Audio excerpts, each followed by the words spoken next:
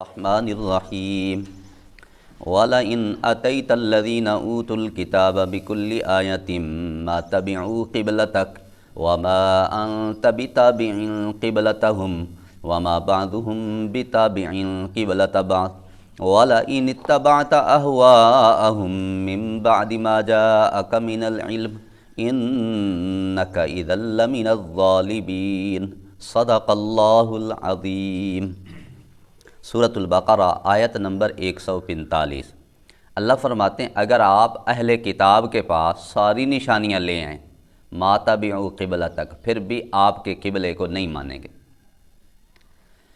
وما انت بتابع قبلتہم، آپ ان کے قبلے کو نہیں مانیں گے۔ وما بعضهم بتابع قبلۃ بعض، یہود و نصارہ آپس میں ایک دوسرے کے قبلے کو نہیں مانتے۔ وَلَئِنِ اتَّبَعْتَ أَهْوَاءَهُمْ مِنْ بَعْدِ مَا جَاءَكَ مِنَ الْعِلْمِ، محبوب علم آ جانے کے بعد اگر آپ نے یہود و نصارہ کی اتباع کی، إِنَّكَ إِذًا لَمِنَ الظَّالِمِينَ، محبوب آپ ظالموں میں سے ہو جائیں گے۔ الَّذِينَ آتَيْنَاهُمُ الْكِتَابَ، اللہ کہتے ہیں جن کو ہم نے کتاب دی، يَعْرِفُونَهُ، محبوب آپ کو ایسے پہچانتے ہیں نبی، کما یعرفون ابناءہم، جیسے اپنے سگے اور حقیقی بیٹوں کو پہچانتے ہیں۔ وَإِنَّ فَرِيقًا مِّنْهُمْ، پھر ان کا ایک فریق لَيَكْتُمُونَ الْحَقَّ، حق کو چھپاتے ہیں، وَهُمْ يَعْلَمُونَ، حالانکہ حق جانتے ہیں۔ حق جاننے کے باوجود یہود و نصارہ کے کچھ گروہ حق کو چھپا لیتے ہیں۔ ان آیات میں وہی قبلہ کی باتیں اللہ نے اپنے محبوب علیہ السلام کو تسلی دی، محبوب آپ دنیا جہاں کی ساری نشانیاں بھی ان کے پاس لے کے آئیں نا، یہ آپ کے قبلے کو نہیں مانیں گے۔ وجہ کیا ہے؟ ضد، ہٹ دھرمی، تعصب، عناد، بغض کہ حضور آخری نبی یہ بنی اسماعیل میں سے کیوں آ گئے، ہمارے اسرائیل میں سے کیوں نہیں آئے، یہی تعصب تھا، صرف اس ضد کی وجہ سے نہیں مانے۔ اور اللہ نے جو اپنے نبی کو فرمایا محبوب آپ ان کے قبلے کو نہیں مانیں گے، حضور کیوں نہیں مانیں گے؟ حضور حق کی وجہ سے نہیں مانیں گے۔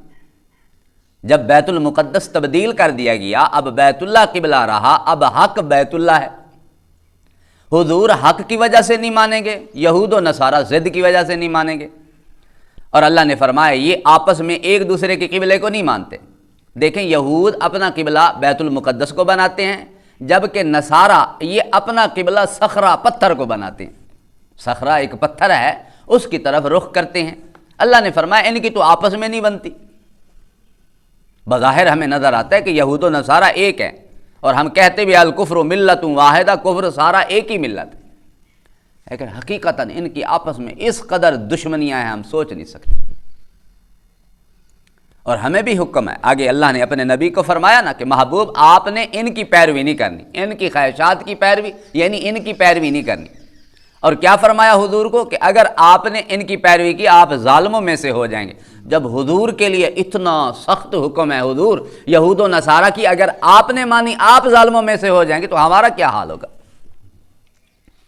اور حضور ماننے والے تو نہیں تھے، حضور تو معصوم ذات ہیں۔ بعض اوقات ایسا ہوتا ہے قرآن میں کتنے مقامات ایسے ہیں کہ کہا حضور کو گیا ہے، خطاب حضور کو کیا گیا ہے، مقصود امت کو تنبیہ ہوتی ہے کہ امت سمجھ جائے۔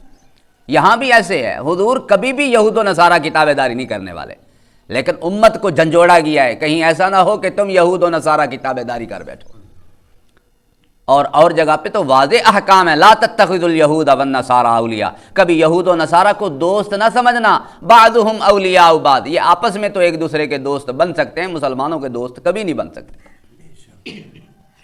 اور فرمایا یا ایھا الذین آمنوا لا تتخذوا عدوی وعدوکم اولیاء، اللہ نے فرمایا اپنے دشمنوں کو اور میرے دشمنوں کو تم دوست نہ بناؤ کہ ان کے پاس خفیہ تم پیغام بھیجو دوستی کے، تلقون الیہم بالمودہ، ایسا نہ کیا کرو، دوستی ان کے ساتھ کبھی نہیں لگانی، یہ ہمارے سجن اور دوست نہیں بن سکتے۔ دیکھیں یہ یہود و نصارہ اور مشرک اور جو اپنا مخالفین ہیں ان کا پروپیگنڈا ہمیشہ یہی ہوتا ہے، ڈیل کرنے کی کوشش کرتے ہیں، مذاکرات کرنے کی کوشش۔ جس طرح مسیلمہ کذاب جھوٹا ملعون نبی میرے نبی کی خدمت میں آ گیا، حضور 70,000 اس کی فوج بھی بن چکی تھی، کہنے لگا حضور اگر میں آپ کی نبوت کو مان لوں، ختم نبوت کو بھی میں مانتا ہوں، آپ آخری نبی ہیں، آپ کی نبوت کو بھی مانتا ہوں، بس ایک وعدہ کر لیں کہ آپ اپنے اس دنیا سے جانے کے بعد میری خلافت کا اعلان کر دیں کہ خلیفہ میں ہوں گا، میں آپ کی نبوت کو بھی مانتا ہوں، ختم نبوت کو بھی۔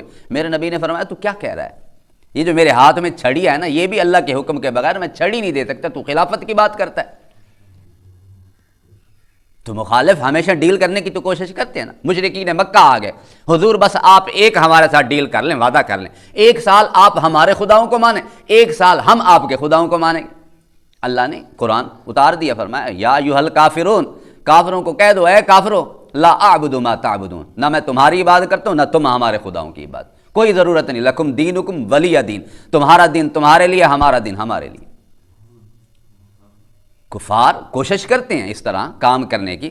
اسی طرح اللہ نے فرمایا یہ چاہیں گے کہ کسی طرح بیت المقدس کی جانب آ جائیں، اور کبھی جی بیت المقدس کو قبلہ بنا لیں، کبھی بیت اللہ کو بنا لیں، بس یہ آپ کے قبلے کو نہیں مانیں گے، آپ نے ان کے قبلے کو نہیں ماننا، آپ حق کی وجہ سے نہیں مانیں گے، وہ ضد کی وجہ سے نہیں۔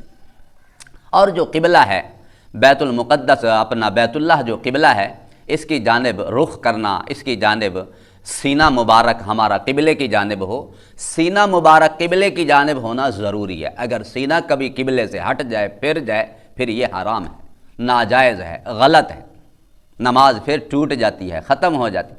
اگر صرف چہرہ یہ قبلہ کی جانب سے پھر جائے، مکروہ ہے، یہ غلط ہے، اچھا نہیں ہے، لیکن اس سے نماز ختم نہیں ہوتی۔ اور ایک یہ ہندو ہے مسلح دیانت سرسوتی، اس نے اعتراض کیا ہے تم مسلمان ہماری بت پرستی پہ اعتراض کرتے ہو کہ ہم لوگ پتھروں کے بت بناتے ہیں، ان کو مانتے ہیں، تم بھی تو بیت اللہ جو پتھروں کی دیواروں سے بنا ہوا ہے ان کو تم گویا بت بنا کے ان کے سامنے سارے منہ کر کے کھڑے ہوتے ہو۔ اور حضرت مولانا قاسم نانوتوی اللہ ان کو جزائے خیر دے رحمہ اللہ تعالی، انہوں نے ان کے جواب دیے ہیں، فرمایا تمہاری بت پرستی کہاں، ہمارا بیت اللہ کی طرف منہ کرنا کہاں، تم نے اپنے اس بت پرستی کے ساتھ اس کو ملا دیا ہے۔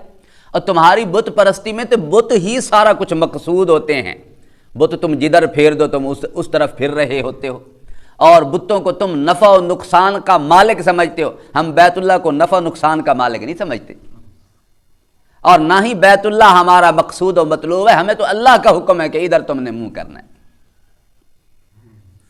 اور ہم صرف بیت اللہ کے پتھروں کی وجہ سے ہم بیت اللہ کی جانب منہ نہیں کرتے۔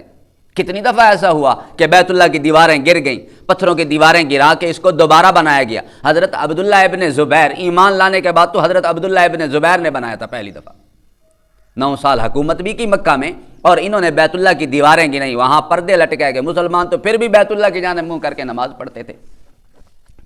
ہمارا مقصود صرف بیت اللہ نہیں، بیت اللہ کو اس وجہ سے ٹھہرایا گیا میرے رب کی تجلیات وہاں پہ پڑتی ہیں، وہ مرکز تجلیات ہے، اور تجلیات پڑھتی ہیں، ہمیں حکم ہے کہ تم نے اس طرف رخ کر کے، اس طرف سینہ مبارک کر کے نماز پڑھنی ہے، عبادت کرنی ہے۔ تو ہم نفع و نقصان کا اسے مالک نہیں سمجھتے، ہمارے ہاں وہ پتھر مقصود و مطلوب نہیں، رب تعالیٰ کا حکم ہے، ہم تو اس لیے اس کی طرف منہ کر کے نماز پڑھتے ہیں، یہ ہندو غلط سمجھتے ہیں۔ اور آگے اللہ نے فرمایا محبوب جن کو ہم نے کتاب دیا آپ کو ایسے پہچانتے ہیں جیسے سگے بیٹوں کو۔ حضرت عمر نے پھر یہی حضرت عبداللہ ابن سلام سے پوچھ لیا تھا نا، یہودی عالم تھے، ایمان لے آئے تھے، عبداللہ یہ جو اللہ نے فرمایا یہ ایسے جانتے ہیں جیسے بیٹوں کو پہچانتے ہیں، عبداللہ تم واقعتاً حضور کو ایسے نبی سمجھتے تھے؟ حضرت عبداللہ ابن سلام نے عرض کیا عمر اپنی اولاد میں تو شک و شبہ ہو سکتا ہے، شاید بیوی نے خیانت کی ہو، گناہ کیا ہو، لیکن حضور کی نبوت میں ہمیں شک نہیں تھا، حضور کی نبوت میں ہمیں شک نہیں تھا۔ ہماری تورات میں، زبور میں، انجیل میں حضور کی علامات موجود ہیں، نشانیاں موجود ہیں، جس طرح کل عرض کیا حضرت صفیہ کے چچا اور باپ آپس میں ڈسکس کر رہے تھے، چچا کہہ رہا تھا حضرت صفیہ کے باپ کو کیا یہ وہی حضور نہیں ہے جو ہماری کتابوں میں نشانیاں موجود ہیں؟ باپ نے مان بھی لیا ہاں وہی ہیں، پھر ایمان نہ لے آئے۔ چچا نے کہا بھائی کو کہہ رہا ہے، انہوں نے کہا میں تو جب تک زندہ رہوں گا میں نہیں مانوں گا۔ ایک ضد تھا، مانتے تھے، جانتے تھے، کتابوں کی روشنی میں پہچانتے تھے حضور کو کہ واقعتاً حضور سچے نبی ہیں، ایک ضد کی وجہ سے نہیں مانتے۔ تو اللہ نے یہی بات فرمائی، جانتے ہیں ایسے جیسے بیٹوں کو پہچانتے ہیں، پھر جان بوجھ کر حق کو جانتے ہوئے بھی انکار کر جاتے ہیں، حق کو چھپا جاتے ہیں۔ ان آیات کی روشنی میں اگر دیکھا جائے، ہمیں کسی مسئلے کا اگر پتہ بھی چل جائے نا، صرف ایک ہم ضد کی وجہ سے، بھئی یہ فلاں پارٹی فلاں مسلک والا یوں کرتے ہیں جی میں تو دوسرے مسلک کو میں یہ نہیں کروں، صرف ضد کی وجہ سے ہم لوگ بھی ایسا کر جاتے ہیں۔ حالانکہ جیسے ہی پتہ چلے یہ بات حق ہے، یہ بات ٹھیک ہے، چاہے کوئی بھی کرے، جب پتہ چل جائے قرآن و حدیث کا مسئلہ یہ ہے تو پھر ہم اس کو فالو ضرور کریں۔ یہود و نصارہ کی طرح ہم ضدی اور متعصب نہ بن جائیں کہ جی ہماری پارٹی نہیں کرتی، ہماری برادری نہیں کرتی، ہمارے فلاں نہیں کرتے، ہم کیوں کریں؟ تو ہمیں بھی اس میں آیات میں یہی سبق ملتا ہے کہ جب حق سامنے آ جائے پھر حق کے سامنے باشو ہم جھک جائیں، سر تسلیم خم کر دیں، پھر یہ نہ دیکھیں کہ اس میں کیا ہے۔ اللہ تعالی ہم سب کو عمل کی توفیق نصیب کرے۔